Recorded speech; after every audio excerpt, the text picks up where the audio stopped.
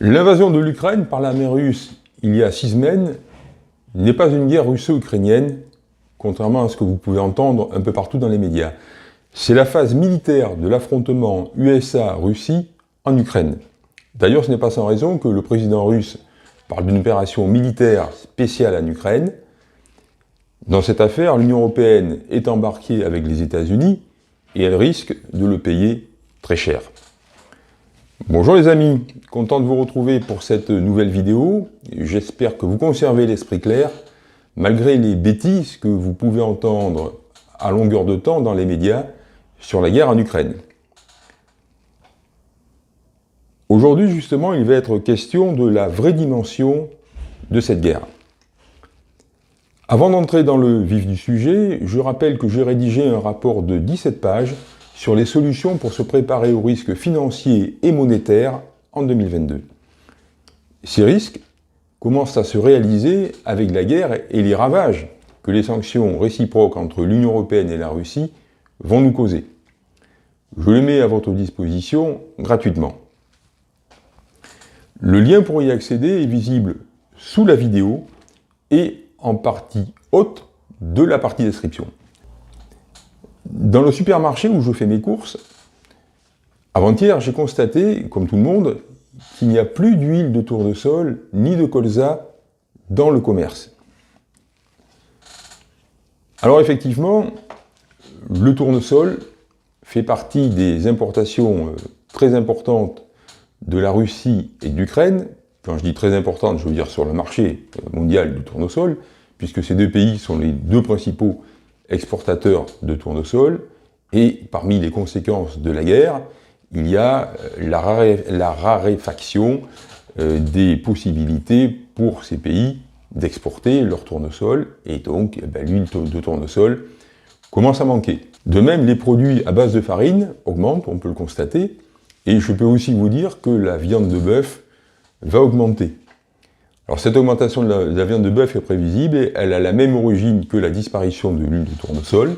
Cette origine, c'est simplement que les bovins sont nourris avec ce qu'on appelle des tourteaux et que dans la composition de ces tourteaux rentre une partie importante de tournesol, c'est-à-dire de plants de tournesol.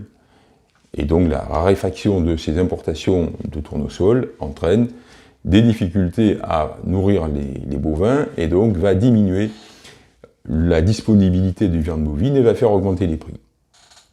Alors vous allez me dire que c'est pas dramatique, les Ukrainiens souffrent plus que nous, les Russes aussi, tout du moins les gens qui se battent et qui meurent, mais ça nous montre concrètement que cette guerre a un impact sur ce qui concerne notre niveau de vie et de manière plus générale sur ce qui concerne notre vie dans les pays de l'Union européenne et donc en France. D'autres effets vont suivre avec l'escalade de la guerre économique que l'Union européenne et les États-Unis ont déclenché contre la Russie. Déjà, après 6 semaines de guerre, il s'est passé beaucoup de choses et il faut prendre un peu de hauteur pour avoir une vue synthétique de ce qui est en train de s'écrire sous nos yeux. Et ce qui s'écrit sous nos yeux, c'est un ensemble de séquences qui correspondent à une aggravation de ce conflit. Et quand je parle de ce conflit, je ne parle pas que de la guerre militaire. Donc tout a commencé effectivement par l'opération militaire russe en Ukraine. Cette opération militaire, avant de passer aux autres aspects de cette affaire, il faut constater qu'elle s'intensifie, c'est-à-dire ce qui s'intensifie, c'est pas seulement l'action des Russes, mais c'est également la résistance des Ukrainiens, et l'un entraîne l'autre. Plus les Russes sont actifs, plus les Ukrainiens le sont, et plus les Ukrainiens sont actifs, plus les Russes le sont. Dès le début de ce conflit, on est passé à une phase économique. C'est-à-dire que tout de suite, on est passé d'un conflit militaire qui continue à un conflit économique, avec les fameuses sanctions que les États-Unis et les pays de l'Union européenne ont accumulées contre la Russie. Seulement, ces sanctions ont entraîné des contre-sanctions de la part des Russes, contre-sanctions qui sont considérables, dont j'ai parlé dans une vidéo, donc je ne reviens pas dessus. Et parmi ces contre-sanctions, il y a notamment la menace de la coupure du gaz russe à l'Union européenne. Et là, on a beau se trouver dans des pratiques, entre guillemets, de bonne guerre, mais il faut voir que sur ce terrain gazier, on entre dans une crise aiguë. Cette menace russe de couper le gaz à l'Union européenne est une attaque économique de première grandeur contre l'Union européenne, qui bien sûr n'est qu'une contre-sanction, mais on voit quelle est l'ampleur, quelle est la dureté du conflit économique qui s'est engagé, et surtout on voit que cette dureté, cette montée aux extrêmes sur le plan économique, a été quasi immédiate. À ce sujet, il faut sans cesse garder à l'esprit que l'Allemagne, l'Autriche et la Finlande ne peuvent se passer du gaz russe, et cela va durer encore pendant plusieurs années, et peut-être même ne pourront-elles jamais s'en passer. Que pour ces trois pays, la fermeture du robinet du gaz russe serait une catastrophe économique comme ils n'en ont jamais connue. Alors tant que la Russie y verra son intérêt, les livraisons continueront si l'Union européenne les paie en roubles, comme le demande depuis maintenant une quinzaine de jours Vladimir Poutine. J'ai fait une vidéo là-dessus d'ailleurs, pour expliquer que ça ne serait pas facile de payer en roubles. Ce qui veut dire que si les importateurs européens de gaz russe n'ont plus la capacité de réunir suffisamment de roubles pour payer tout le gaz qu'il leur faut, eh bien, ils vont manquer de gaz, avec des conséquences potentiellement dévastatrices sur les économies de ces pays. On a vu en particulier, ça sera le cas de l'Allemagne, de l'Autriche et de la Finlande. On peut aller plus loin que cela en comprenant que si la guerre économique que nous avons nous-mêmes déclenchée contre la Russie s'aggrave, les Russes ont toujours, bien sûr, la possibilité de mettre à exécution la menace de fermer le robinet du gaz, et donc, positivement, de ruiner les pays de l'Union européenne les plus dépendants à son gaz. Certes, pour la Russie, ce serait une perte importante de recettes, et les recettes qu'elle touche actuellement, enfin qu'elle a toujours touchées, mais en particulier ces temps-ci, du fait de l'augmentation des prix grâce à ces exportations de gaz, sont tout à fait colossales, et on a dit à juste titre que c'est les recettes de l'exportation de gaz en Union européenne qui financent le coût de la guerre en Ukraine. Et en effet, on a calculé, ce sont des calculs à la louche, mais que depuis les 6 semaines qu'a commencé cette guerre, l'Union européenne a déjà payé au moins 20 milliards d'euros à la Russie pour lui acheter son gaz. Et 20 milliards d'euros, il faut quand même avoir des bases de comparaison, c'est à peu près la moitié des dépenses militaires de la France en un an, un petit peu moins de la moitié des dépenses militaires de la Russie en un an. Donc ça veut dire que tant qu'ils nous vendent du gaz, et c'est pas prêt de s'arrêter, sauf s'ils veulent nous faire très mal, les Russes n'ont pas de souci à se faire pour financer leur guerre en Ukraine, et clairement, cette guerre est payée par les pays de l'Union européenne.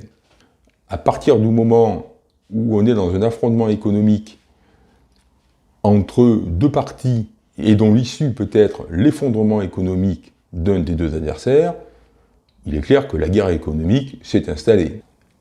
Il y a aussi des sanctions financières, et ces sanctions financières, on l'a vu, ce sont tout de suite des attaques contre la devise russe, avec le gel des réserves en euros et en dollars de la Banque centrale russe dans les banques occidentales, qui empêchent la Russie, en tout cas qui avait vocation à empêcher la Russie, de défendre le rouble affaibli par les sanctions économiques prises tout de suite par l'Union européenne et les États-Unis contre la Russie. La riposte russe, on vient d'en parler, c'est le paiement en rouble des importations d'énergie et de matières premières, principalement pour l'Union européenne. Et cette riposte russe, elle est clairement une attaque contre l'euro et le dollar, parce que ça veut dire que pour des transactions internationales de très grands montants, eh bien, ce n'est plus de l'euro ou du dollar qui va être utilisé, c'est du rouble. Et ça, c'est une agression frontale contre le dollar, qui est faite avec le soutien de la Chine, dont la politique de dédollarisation s'intensifie. On entre dans une guerre monétaire dans laquelle commence à se dessiner un front russo-chinois contre l'Occident. Donc, on voit que la portée de ce qui se passe en Ukraine dépasse très largement le cadre d'un simple affrontement militaire entre la Russie et l'Ukraine. Et puis il n'y a pas que ces volets-là, il y a aussi des volets diplomatiques, avec l'expulsion de soi-disant diplomates espions russes par l'Union européenne, également l'expulsion massive de diplomates américains en Chine. Bon, on a dû certainement les trouver qu'ils avaient tendance à être un peu espions. Enfin, tous les diplomates sont plus ou moins espions par vocation. Et la vision d'ensemble, eh bien, c'est que toutes ces sanctions et réactions caractérisent un conflit global de l'Occident contre la Russie et derrière la Russie contre la Chine. C'est dans ce contexte que le drame ukrainien prend son sens. On peut dire que ce qui se passe est un épisode guerrier de l'affrontement entre l'Occident et la Russie pour le contrôle militaire de l'Ukraine et pour son intégration économique. En une phrase, chaque camp veut avoir l'Ukraine avec lui. Alors, dans la théorie des géostratèges américains, le contrôle de l'Ukraine est essentiel à la Russie pour demeurer une superpuissance et également pour demeurer la plus grande puissance européenne. Vu du côté russe, l'analyse n'est pas très différente, mais elle s'en rapproche et surtout, elle revient au même, du point de vue de ses conséquences. Alors, vu du côté russe, eh bien, tout simplement, il constate que, après les conquêtes territoriales de l'OTAN en Europe de l'Est, alors je parle de conquête, ça ne veut pas dire d'opération militaire, mais il s'agit bien de gains territoriaux considérables qui ont été faits par l'OTAN, en l'occurrence depuis 1999, et que l'OTAN appelait élargissement de l'OTAN à l'Est, c'est-à-dire l'adhésion de tout un tas de pays qui avant étaient du côté russe, l'adhésion de ce pays à l'OTAN, donc ces pays sont devenus militairement des adversaires, voire des ennemis de la Russie, et la Russie se trouve quasiment encerclée par ces pays, et la perte de l'Ukraine signerait l'encerclement complet de la Russie par l'OTAN en Europe. Donc, c'est cette ultime conquête qui ouvrirait la porte de la soumission de la Russie à laquelle s'emploie l'OTAN depuis 20 ans.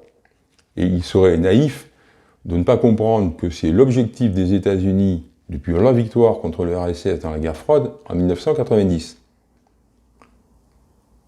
C'est ce contexte d'affrontement global impitoyable qui rend cette guerre de plus en plus dure et qui explique l'augmentation des drames dont nous parlent très largement les médias mainstream. Il faut bien sûr se demander dans quelle mesure ceux qu'on nous présente ne sont pas des fakes, ce qui sont des choses, ce qui est monnaie courante dans les conflits, mais le but de cette vidéo n'est pas d'entrer dans ce débat, mais il est clair que sur le terrain, la guerre en Ukraine est un drame de plus en plus terrible. Et c'est aussi cela qui donne une grande marge d'aggravation à ce conflit. Et c'est aussi cette l'âpreté de ces enjeux qui explique la dureté de la guerre économique et monétaire qui s'installe entre l'Occident et la Russie. Alors ce que je veux maintenant développer, et qui est d'ailleurs le vrai but de cette vidéo, c'est d'expliquer comment l'Ukraine et l'Union européenne sont toutes deux des enjeux entre les USA et la Russie. C'est-à-dire en quoi l'Union européenne est aussi un enjeu, et sans doute plus important même que l'Ukraine, entre les USA et la Russie. Alors, reprenons les choses dans l'ordre. Depuis le début de cette affaire, dans son affrontement avec la Russie, enfin contre la Russie, l'Amérique a besoin que l'Union européenne se joigne à elle pour donner plus de force à son action militaire, en l'occurrence armer les Ukrainiens pour combattre et affaiblir la Russie, et également à son action économique, c'est-à-dire les fameuses sanctions, et également à son action monétaire. Les sanctions économiques et monétaires, on l'a vu, et financières, sont très proches les unes des autres. À côté de ça, ou en réaction à ça, la Russie et la Chine se sont rapprochés pour contrer l'Occident en Ukraine. Pourquoi ? Parce que, au fond, l'analyse des Chinois n'est pas très différente de celle qu'ont fait les stratèges américains. Ils ont bien compris que ce qui se joue en Ukraine, c'est l'indépendance de la Russie contre les États-Unis. Ils savent que si la Russie perd, alors perdre, ça ne veut pas dire que les armées russes seraient forcément défaites sur le terrain en Ukraine. Perdre, ça veut simplement dire que l'issue des négociations qui va s'engager, puisqu'il semble que les Russes n'arrivent pas véritablement à obtenir une victoire écrasante, Je n'entre pas non plus dans le débat de savoir si ils sont en grande difficulté, en faible difficulté, pas vraiment en difficulté. Bon, ce qui est sûr, c'est que l'Ukraine est beaucoup plus coriace qu'on pouvait le penser, et que tout le monde le pensait d'ailleurs. Ils sont visiblement capables d'opposer une résistance qui change probablement la donne stratégique de ce conflit entre les deux pays. Eh bien, dans cette hypothèse où la Russie donc ne gagnerait pas la guerre, les Chinois savent que les États-Unis vont se trouver les maîtres du continent eurasiatique dans sa totalité, d'est en ouest, enfin d'ouest en est, c'est-à-dire de Brest à Vladivostok. Dans ce cas, ils prendraient un avantage décisif dans l'affrontement titanesque qui les oppose à la Chine. Bien entendu, pour la Chine, ce n'est pas acceptable. Il faut tout faire pour empêcher ça. Pour l'Amérique, si l'objectif principal, qui est de mettre définitivement l'Ukraine dans le camp occidental et dans l'OTAN, ne pouvait pas être atteint, alors il y a un plan B, et ce plan B est en cours en même temps que le plan principal depuis le début. Et ce plan B, le voici. L'idée, c'est que, en imposant à l'Union européenne de la suivre dans son affrontement contre la Russie, comme la Russie a le faire, elle a réussi à le faire de manière brillante, puisqu'il faut bien constater que depuis le début, l'Union européenne ne fait qu'imiter les décisions des États-Unis contre la Russie, mais avec une parfaite fidélité. Que ce soit l'engagement militaire, c'est-à-dire le soutien massif en armement, ou que ce soit des sanctions économiques, ou que ce soit telle et telle sanction financière, et en même temps sanctions monétaires, l'Union européenne est, on peut dire, un fidèle second des États-Unis. On l'attaque tous azimuts qu'ils développent contre la Russie. Et bien dans ce cas, elle pourra empêcher à l'avenir tout rapprochement entre l'Union européenne et la Russie, c'est-à-dire entre l'Union européenne et le bloc Russie-Chine, si jamais ce bloc venait à se concrétiser. Pour verrouiller cette stratégie, l'Amérique a piégé l'Union européenne en la poussant à sortir du gaz russe. Bon, ça paraissait une mesure de bon sens, et clairement, ça n'est une. Le problème qu'il y a, c'est que l'alternative proposée, c'est de remplacer le gaz russe par le gaz américain. C'est d'ailleurs la plus réaliste, puisque de tous les producteurs de gaz au monde, ce sont les États-Unis qui seraient capables de fournir la plus grande quantité par rapport aux besoins des Européens, même si on serait très loin de ce que fournissent les Russes. Seulement, en devenant indépendante du gaz russe de cette manière, eh bien, l'Union européenne va devenir dépendante du gaz américain, en plus de sa dépendance politique qui est déjà forte. Ben, la conclusion, malheureusement, c'est que l'Union européenne perd toute existence politique propre. Elle en avait déjà perdu beaucoup, mais là, c'est le coup de grâce. Et elle est plus que jamais le prolongement des États-Unis sur le continent européen. Donc, autrement dit, si les États-Unis décidaient d'entrer en guerre contre la Russie, ils ne le feraient pas eux-mêmes. La Russie est un animal militaire, on va dire, beaucoup trop fort pour pouvoir impunément déclencher une vraie guerre contre elle sans subir des pertes économiques, militaires considérables. Mais par contre, en envoyant les Européens à leur place faire la guerre, comme les États-Unis savent très bien le faire, ça fait des dizaines d'années qu'ils font la guerre par pays interposés, eh bien, ça serait bien.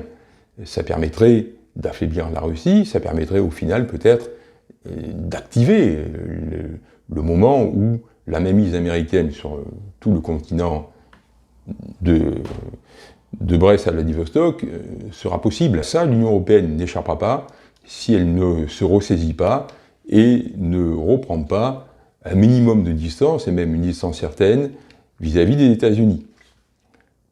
C'est pour ça que je pense qu'elle risque de devenir le prochain champ de bataille entre les États-Unis et la Russie, ou entre les États-Unis et le bloc russo-chinois. Dans la fiche qui apparaît en haut de la vidéo, vous trouverez un lien qui pointe vers les solutions pour se préparer aux conséquences de cette situation sur votre épargne et sur l'euro en 2022. N'oubliez pas de liker, partager, et pour être notifié de la prochaine vidéo, vous avez l'icône en bas à droite ou le lien visible sous la vidéo. Portez-vous bien Gardez le moral et l'esprit clair. À bientôt.